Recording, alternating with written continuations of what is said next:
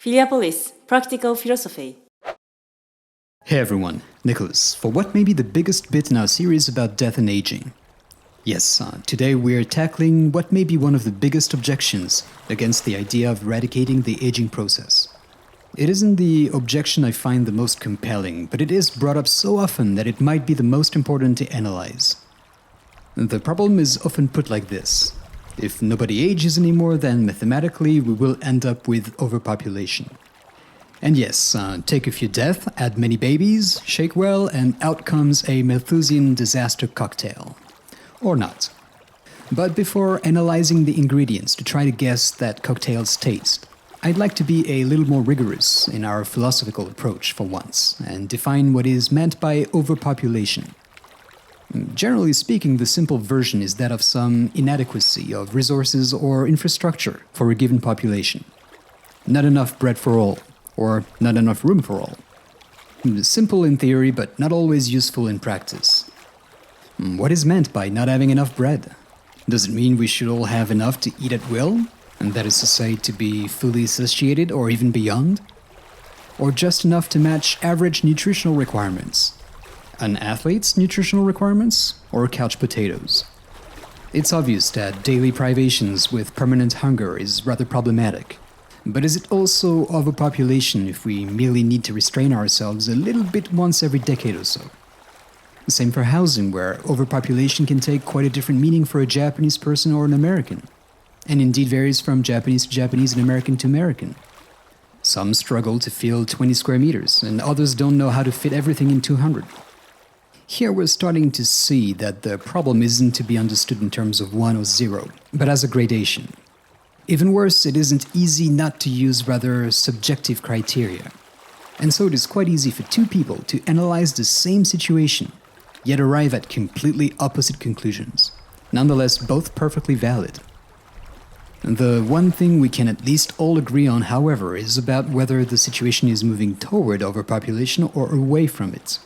And then the concept retains its usefulness and allows for some discussion, even as we may not easily agree on the urgency of it.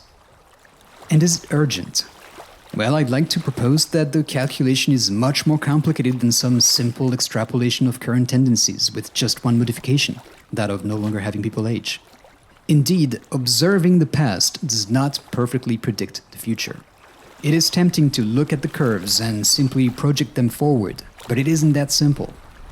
If humanity indeed gets to stop the universal aging process, if nobody becomes all frail and wrinkled and kicks the bucket around 80 anymore, yes, the mortality curve is to be inflected. But it nonetheless does not mean that other curves, such as the natality one, for instance, will keep following today's tendency. We all well know that the natality rate already has a tendency to go down nearly everywhere in the world. And we could anticipate it not to be constant, but to keep going down some more, since the main factor seems to be quality of life. The more humans become comfortable, the more they seem to invest their time in a reduced number of offspring and better quality for all of them. It seems our biological instinct is to favor quality over quantity when the environment allows for it. I'm not going to go into details here, but in biology this is the idea of R selection, focusing on quantity, or K selection, focusing on quality. Humans are naturally rather K-selected, quality, and all the more so that we have become masters of our environment, which is bound to be even more the case with the end of aging and the near-complete control of our biology implied by it.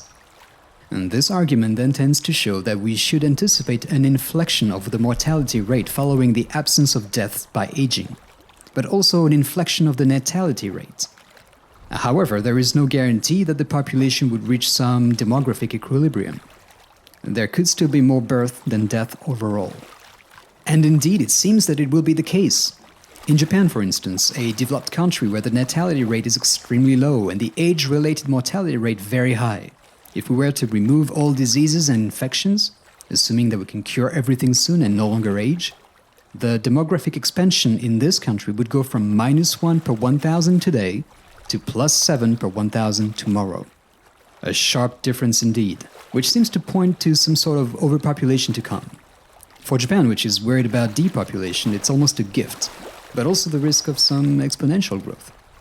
Because all those kids will also one day have kids of their own, even if very few on average. And those kids' will go on having kids themselves and so on, without their parents dying off as they regularly do today. Worse still, the low birth rate we are seeing today is no longer guaranteed in a world where centenarians can now decide to have babies too. And the absence of aging is also potentially the absence of fertility with an expiry date. And the fertility rate of a woman is today calculated based on the onset of menopause, or lacking that average longevity. Tomorrow we won't have either. And so some women could potentially have 30 children, 40, 50, or even more. Will they want to? Well, that I can't tell. This is unprecedented in the history of the human race. But animals which do not age keep on reproducing until death. It's quite probable that maternal instincts will be just as present, or absent depending on women, as hormonal levels remain those of a young woman.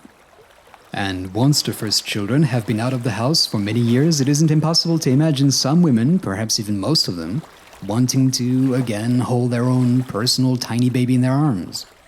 Men too, perhaps.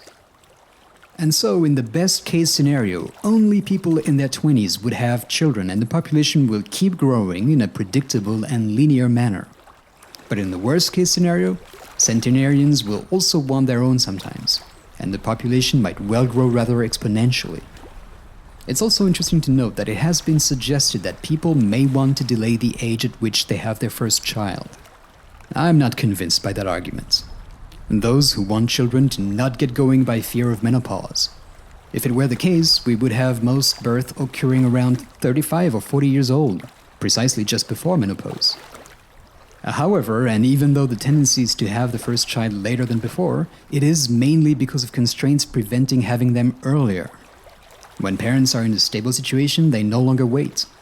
Generally, it happens late in their 20s or early in their 30s, when menopause is but a distant threat. For most people, having a child is an emotional decision which is only delayed because of reasoned necessity. Tomorrow's 30-somethings, without the threat of menopause or old age, but with a stable situation, will probably have as many reasons as today to procreate without waiting further. And the idea of population stability, despite the lack of aging, seems to me not particularly credible. Everything seems to point to a growing population, and only the amplitude and the speed is in doubt. It is potentially a problem, but not necessarily so. We must not forget that a population growing because of better technological mastery will not come alone. This same mastery guarantees other changes, which will be able to, if not counter the negative effects, at least soften them, and perhaps cancel them out completely. So what am I talking about? Well, I'm talking about the capacity to do ever more with ever less. Yes, we shouldn't forget that overpopulation is not just a lot of people, but rather too many people, given our resources and needs.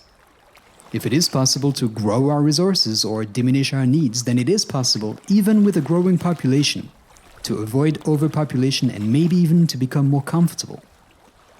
And this is actually not utopian or even without precedent. Humanity has never been both so numerous and so comfortable. We like to focus on what isn't going well, but in truth, except some really god-awful places, everything is getting better. We're less sick, less hungry, we're better housed today than ever. Less and less poor countries included. Humanity has never been this connected, this peaceful, this law-abiding, or this rich. It is precisely because a few black spots remain that we see them so black. And there are stains on an otherwise rather white canvas. We're alive at a time when one of the main fears in developed countries, which by the way represent more people than ever, is to no longer have enough work. Not the fear to no longer have enough to live or even be entertained. No, the fear in modern societies is to no longer have to work. A lack of imagination on how to share resources in a world of abundance without work, yes. Overpopulation, certainly not. And not only do we have enough for everyone, we don't even need to have them all work anymore. Talking progress, that's not half bad. And this weird world in which we live, inconceivable just a century or two ago, is about to get much better, much faster. More people? No problem. Tomorrow's world can, even on our tiny planet, welcome more and better, all the while disturbing ecosystems less. What sorcery is that? Well, the sorcery called biotechnology, which indeed is going to allow us to end the aging process, but also nanotechnology, space colonization, virtual reality, and so on. A few examples maybe. Well, we have in labs organisms, modified bacteria which can transform carbon dioxide into fuel, food for fish and mammals like you and I, which can eat and recycle plastic in the oceans. We can recreate muscle, meat from pretty much any animal, in large quantities and using only a few stem cells in tiny fraction of the water and nutrients used today. And of course, all without the ethical dilemmas posed by industrial animal slavery. We can 3D print our houses with super insulating materials, self-cleaning and uber strong. We use fewer and fewer resources per capita with on-demand transportation made possible by self-driving cars, hyperloop trains that go as fast as planes without pollution and at a fraction of the energetic cost. The immersion in virtual and augmented reality, which diminishes the need for physical travel and brings humans closer together in social and convincing environments impossible until now. Or conversely, which allow for some escapism, an on-demand safe heaven for those who need it. I'm going to stop the inventory here, but we already have enough to significantly improve our planet's capacity to support human existence. And I merely described some of the advances already ready to come out of the labs. We have in store much more promising. Artificial intelligence, which will allow us to augment more than just our muscles. Molecular and atomic level recycling, allowing us to eventually transform pretty much anything into almost everything. Scarcity of matter being mostly a thing of the past, limited only by the energy harvested from the sun. And this world seems fantastical, utopian, out of reach. And yet it's close at hand. Let's not forget here that we're talking of a world without aging. Something which I'm sure sounds just as utopian to those who haven't been paying sufficiently close attention to the scientific research in the field. Tomorrow's world, the one we should normally see you and I, is not solely composed of new problems, but also of new solutions. Solutions which I believe to have shown have the potential to be perfectly capable of tackling our future challenges. But it is true that someday humanity, if it continues to procreate and no longer ages, will eventually reach a point where resources, in spite of our advanced tech, will no longer be enough to provide everyone with enough comforts. This is a distant problem, which will arise long after the first anti-aging therapies. In a far future where several generations of inventors, explorers, and artificial intelligences too will have long set their sights on the stars. And precisely, we shouldn't forget that nothing forces humanity to stay on its rock. If one day we were to need more resources or space for the newcomers, we could simply go somewhere else. We do not yet know how to efficiently move a large number of people off-world. But let me remind you, this problem is not for today or tomorrow. It is several generations away at the earliest, if ever. Until then, the most exotic ways of sending men into space will have become possible with new materials and propulsion technologies already being studied. And once beyond the stratosphere, space isn't exactly scarce, or even resources of all kinds. Enough to be sure that humanity can be fine for a period of time too long to anticipate. Overpopulation here on Earth? Yes, if we'll stay. But we're not all going to stay. No more than we will all move into my living room. No, really don't. Or that we find 4 generations in great-grandma's studio. No, when things become complicated, we move. That's it. It's nothing new. It works well. We know it does. And this will be helped by virtual reality, which will make the concept of space all the more relative. I'll get into the details of concrete reality versus virtual reality, simulations, dreams, and so on, in a future episode. Okay, this future seems too crazy, inconceivable, unrealistic maybe even for some. I'm not going to try to convince you here. And those of you who already are, don't need to be, and everybody else will become so progressively with ever-intensifying coverage of the new technologies I just mentioned. But let's imagine the worst of the worst. And let's be a bit less scientist and sociologist and put on our philosopher's toga. Let's imagine then that those new technologies amount to nothing, or at least are not sufficient to significantly counteract the population growth. Let's also imagine that we are unable to leave our rock, or that we are profoundly disappointed to have left. Believable or not, it gives us food for thought. Don't we have here some unavoidable overpopulation disaster? Well, yes and no. there's at least one simple solution that remains. That to no longer procreate, or at least less procreate. There we go, no more problem. We could even imagine underpopulation happening. Well, without going that far, it is obvious that diminishing the number of children has problematic sides too, at least so it seems. For instance, it could be said that refusing to birth the next generations is a problem for those generations in question who will not enjoy life, who will not have the pleasure of being, or of banging one's foot against a bed. Well, not this one. But at least all the other positive things in life, like those I cannot mention in case children are listening. And this argument is false, or at least leads to inextricable moral dilemmas. Either we consider that those who do not and will not exist do not matter, good or bad, or we consider not just one or two of those children to be, but all. And so we now have to pop out kids on a conveyor belt. And be careful not to stop, because according to this logic, not birthing someone when it was possible is morally reprehensible. And this position is of course untenable, and we quickly see it as senseless. At Philiopolis we do practical philosophy, and this is anything except practical. Logically, there can be no responsibility without causation. We can have toward that which does not exist no duties, precisely because we are not the cause of anything concerning them. Indeed, they cannot be concerned by anything until after this cause has been established and result in their existence. In this way, we are actually responsible to those we gave life to, but the reverse cannot be true.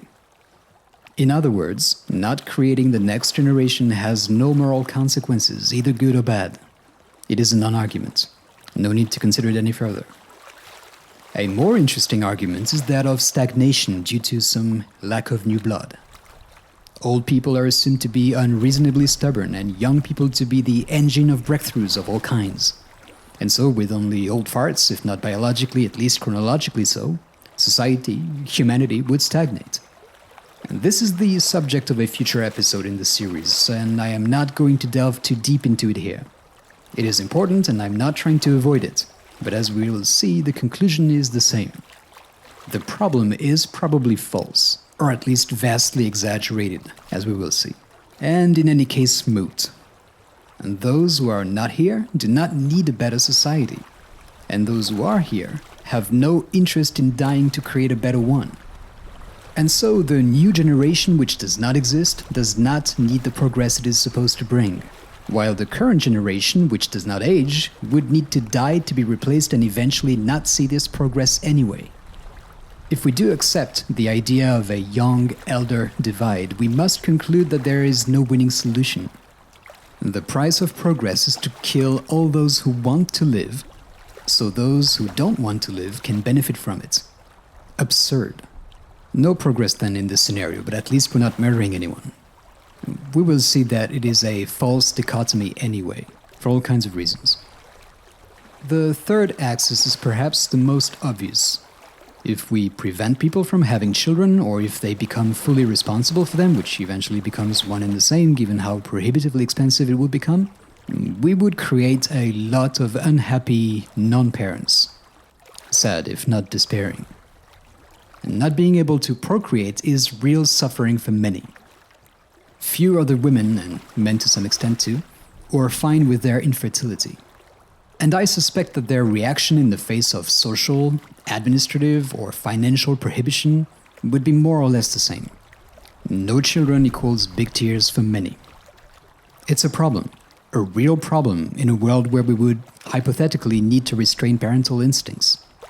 But let's be honest, it's a rather pale problem in comparison to the dark one of death which permeates our societies. The mass mourning of millions of human beings who have lost loved ones or see them slowly wither away. The omnipresent suffering which strikes, sometimes long announced and sometimes out of the blue, but always with the same dramatic consequences. This horror we all know, or that we will all know with certainty. This one that pushed us to rationalize the unacceptable for fear of being unable to vanquish the scourge of aging. No, the suffering of not being a parent cannot be avoided at that price. We cannot condemn to death humanity as a whole, to know oneself mortal and see oneself and others wither away, just to allow those who would like to again be the happy owners of a baby to realize this one desire. Not being a parent, or not being a parent again, is a frustrated desire for some in the population. Waking up tomorrow is the sum of all desires for almost everyone in the population. If we need to sacrifice something here, which again I don't think we do, but we're talking worst case scenario here, it is procreation and not the end of this rot called aging. A rather sad episode today. You and I will surely see our parents fade, and we will eventually need to say our goodbyes. Our friends too. Everyone we care about, in fact. You have a right to be angry, to rebel against a state of affairs you have not chosen. It's neither childish nor stupid. In this series, we're destroying the myth which keep going, this guilt we all feel, wanting more life for us and our loved ones. This guilt is so strong that society refuses to debate it, and many among us, perhaps even among those listening, forbid themselves from wanting to live with no expiry date. They self-censor, grasp on to those myths to avoid having to upend this worldview that was thought up for them. But today, a main piece falls. Aging is not obligatory to save humanity from overpopulation. Mathematically, it's unavoidable. If humanity keeps on procreating even a little, it will but grow. But this process is slow and does not represent a real problem for a species which, after having conquered biological aging, will be technically closer to the gods than to apes. On Earth, and then among the stars, the future of man is one of comfort in multitude. And even if not, we would be ill-advised to sacrifice the living for those who do not want to be, or to exchange the pain of not being a parent for the mass suffering of the entire species. We have suffered enough. Thank you for listening to this episode. You have a right to stay alive if you want to. Just share this podcast too. Don't let anybody tell you otherwise. We've seen that so far their arguments amount to nothing. Speaking of which, we have a few more myths to debunk. But until then, talk to you soon.